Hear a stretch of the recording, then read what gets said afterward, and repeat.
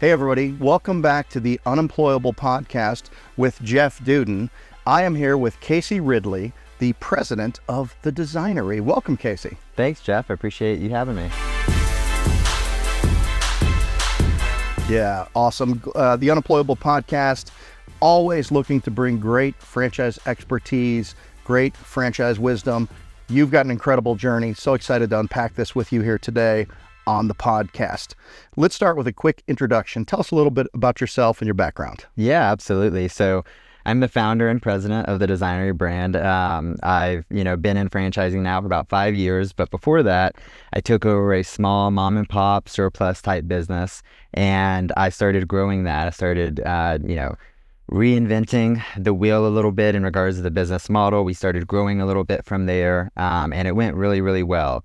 And from that point is where I came across the world of franchising and how incredible of a growth engine and wealth engine it could be for the people involved in it. And so I went in head first into this beautiful journey so far.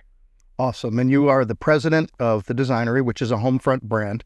Can you tell us a little bit more detail about what you do inside of that role? Yeah, I work with franchise owners to support them, to help them grow efficiently and strategically. I also lead the team here to help make sure that they have the right resources at their disposal in order to help the franchise owners and support them.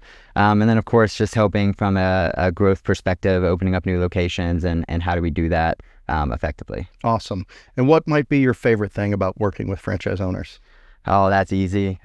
For me, it's giving an opportunity to people that don't typically have one, or maybe wouldn't have had one without the world of franchising, and seeing them take the time back into their lives to really give back to their communities, their families, and on top of all of that, still put money in their pockets. It's been an incredible thing to see these people come from a corporate career where they're working 80 hours a week and, they're building someone else's dream, and they jump into this and they're just giving time back with their families, but also building something that really outlives them and makes such a community impact. Yeah. This isn't your first entrepreneurial experience. Can you talk a little bit about your days from the University of Georgia and what you did from there, and maybe share a little bit about some of your other entrepreneurial escapades? Yeah, absolutely. Well, I guess I'll start out with saying go Dogs, and I'm a big Georgia fan, and certainly... How are they going to be this year? We're sitting here at the beginning of football season 2025. What's the prediction? What's the record? Oh, it's definitely, I think, 12-1. And with a national title run, we'll see what happens. Okay, and who's the one? Who don't they get by? It's not Florida. No, I think Texas might give us a run for our money this year. Okay. So we'll see what happens, but we did beat them twice last year, so you never know. All right. Well, but all of this will get cut. But go ahead. But yes. So yes. At the University of Georgia, I got really involved in the entrepreneurship program, very hands-on with entrepreneurship journeys after that. After I went on to create the surplus business, which then ultimately turned into the Designery today. I've also invested in other franchise organizations in the health and wellness space. I've opened a restaurant and have sold that restaurant. So I've kind of gone through from the franchisee perspective, franchisor perspective, small business perspective, multiple locations with the Designery. So I've been kind of all over the board from an entrepreneurship perspective. Okay, fantastic. What are some of the reasons people would consider getting into franchising today? Yeah, I think one of the biggest reasons is obviously the support angle. Being in business is hard. There's just no easy way to say it. It's a hard thing to do. And so when you can be in business with other people who have a proven track record, they give you the support, they give you the playbook, they give you the guidance. It really just allows you to grow a little bit faster. It allows you to grow a little bit more strategically, and just helps you build a better business at the end of the day, de-risk things a little bit. Again, it's not easy no matter what, but it's something that you can do with other people, which is great. Yeah. Talk a little bit about that, not being easy. Business ownership is full contact. You're competing with other brands. You're competing in the marketplace. How does a franchise system help somebody compete and overcome some of the normal challenges of any business? Yeah. Well, one thing is vendors. Vendors are always, looking at, what company is going to give them the best opportunity for them. And when you're a small business, it's hard to get in the doors of strategic vendors who can really take you to the next level.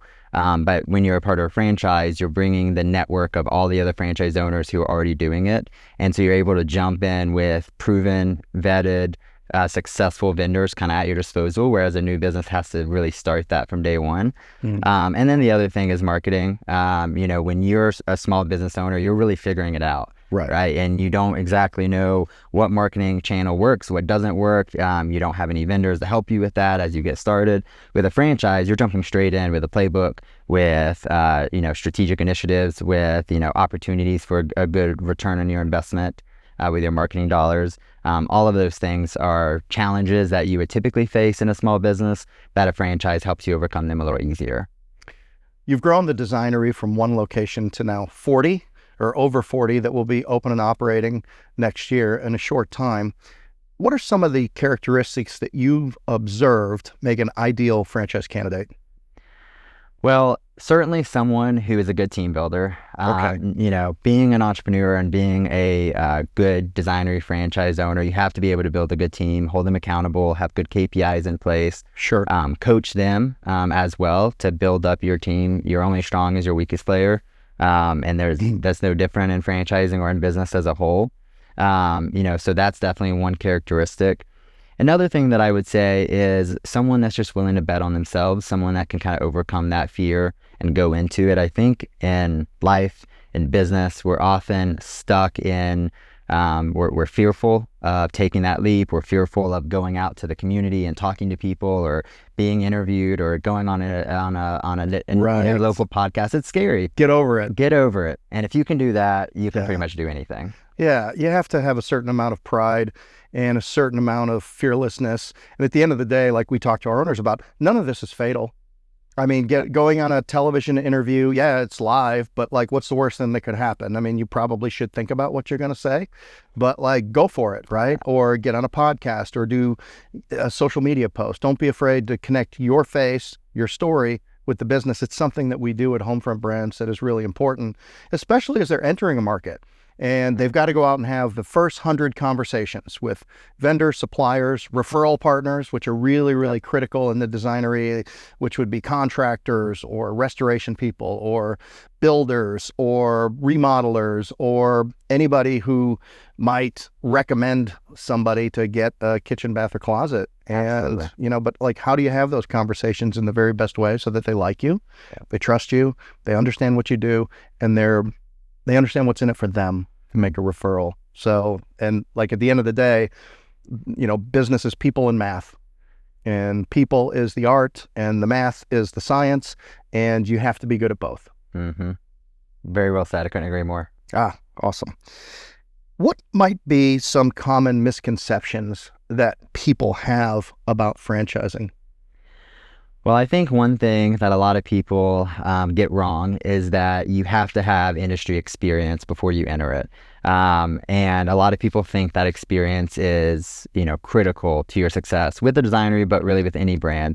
But it's not. You have to be willing to learn. Okay. Right? If you have some general business ideas, that's great. Nothing wrong with that. But if you can sit there and listen to other people who have done it and learn from their mistakes, learn from their successes, and take that to build something yourself, that is what is going to make a successful business owner. So misconception is that you have to have industry experience when you really don't. In terms of owners and coming from whatever they've been doing in their life, whether it be a career in corporate America or another business, what are some of the mindset shifts that you see that people often have to make to go from wherever they were to being a successful franchise owner? Yeah, so, great question. I think, one of the biggest mindset shifts that I see people need to make is being more focused on their community and their customers. I think when you first get in business, it's easy to get stuck into, obviously the numbers and the P&L and the startups and the onboarding and all of those things that you do when you're starting a business, but you have to really shift your mind to be focused on how can I give back to my community? How can I be a big part of the community and make an impact? And how can I put my customers first? And when you do those things, all the other parts of the business come with it. Got it. I know this is your first franchise brand you've been affiliated with. What do you believe makes the difference between a good franchisor and a great one? Well, I think the difference between a good franchisor and a great one is going to come down to culture. It's going to be what happens in the locker rooms when no one's looking, behind the closed doors. What kind of culture does that franchisor hold themselves to? If you have a good culture, then the other decisions that are just naturally hard as part of business, they come a little bit easier. You have a playbook yourself, a guiding principle as to how to make those decisions. And then you always do right by the franchisee and your business partners in that sense. So culture is a really important part. And again, I think it's just often overlooked. And I think that's what changes a good franchisor to a great one. Are there some things that people often overlook in your experience when they're choosing a franchise brand? I think just going, or something that's very much overlooked is really going into the depth chart, right? What does the whole team look like, and what does that support? Right. So it's all it's great to have good leadership, and that's an extremely important part. But it's just as important who you're going to actually be meeting with on a weekly or monthly basis. Right. Who are you going to be, receiving your coaching from? Who's going to be doing the training? Who's going to be helping you with marketing? Understanding kind of the depth chart of the business is super important. And something I think we pride ourselves on here is, again, we have very high standards, not just for the leadership, but also everyone through the entire company. And when everyone is held to that high standard, then ultimately you're able to support the franchisee the best. And I think people overlook that, and they just look at some of the shiny things that franchisors want to just show to start with. Got it. Is there any one mistake that you typically see new franchise owners make, and what advice can you give them to help them avoid it? Yeah, absolutely. I mean, I think the biggest mistake I see people make probably comes down to, something I'm sure you've probably said many times on this podcast, but genius attacks. I think people, go in business, and it's easy. You have all these vendors that might be walking in your showroom when they first see you open, or you start getting phone calls when your phone number gets listed on Google. And it's easy to kind of look at the next shiny thing and have all these ideas and attacks of, hey, let's do this, let's do that. Big mistake, right? You've got to really understand the business first. Get in, follow the playbook, and figure it out from there. And then after that, then start having a little bit of ideas and attacks here and there that can provide value to everyone. But I think people make that mistake of they get, distracted on different things in the business that don't provide value to them and their business and their bottom line. So I think holding back from those attacks is probably a very important lesson that I've learned, and I think a lot of our franchise owners have. Is there any particular success story in franchising that you could share? Yeah, absolutely. I mean, gosh, I have so many, but if I was just going to choose one to share here, I mean, I would have to say that we've got an incredible franchise owner in the Pennsylvania market. And, she had a very successful corporate career. She did amazing in that corporate career, but she worked 80 hours a week. She would leave her home before her kids got up. She would come back after they had dinner. She missed field trips. She did all these things for a salary that was substantial, but it was just a salary, right? That could be taken away at any given moment. And she decided to bet on herself and join the Designery early on for us, right? It was early on, and she has done amazing. 7-figure business, doing phenomenal in the Pennsylvania market.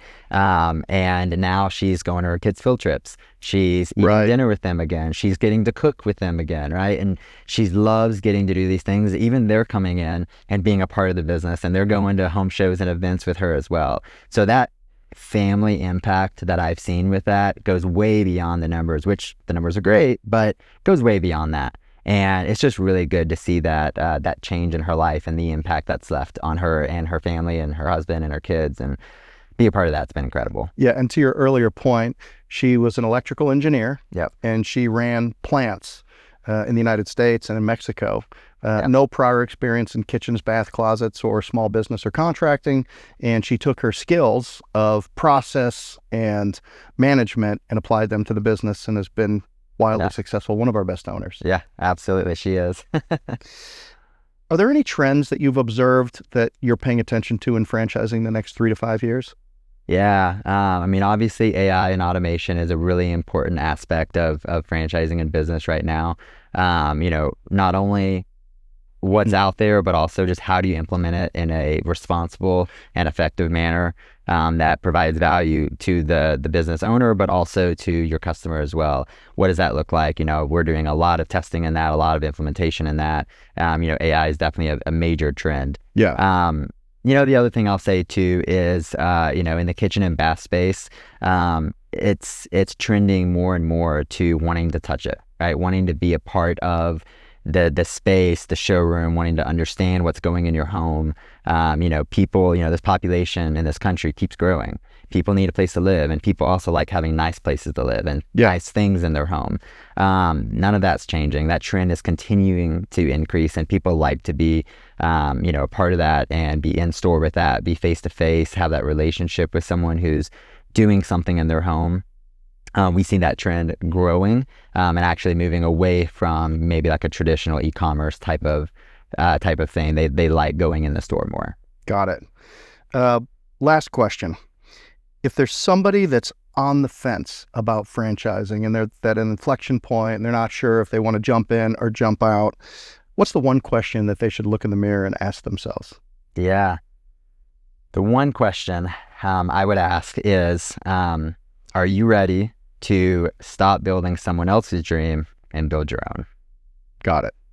Perfectly said. Casey, thanks for being on Franchise Friday on the Unemployable podcast. Thanks, Jeff, for having me. Yeah, awesome. And everybody out there, remember, if you want to learn more about the Designery or any of the Homefront brands, go to homefrontbrands.com. And as always, click the link below to get a free copy of my book, Discernment, The Business Athlete's Regimen for a Great Life Through Better Decisions, can help you through this decision inflection point that you're in right now. I'm Jeff Dudan, here with Casey Ridley. We've been on the Unemployable podcast. Thanks for listening.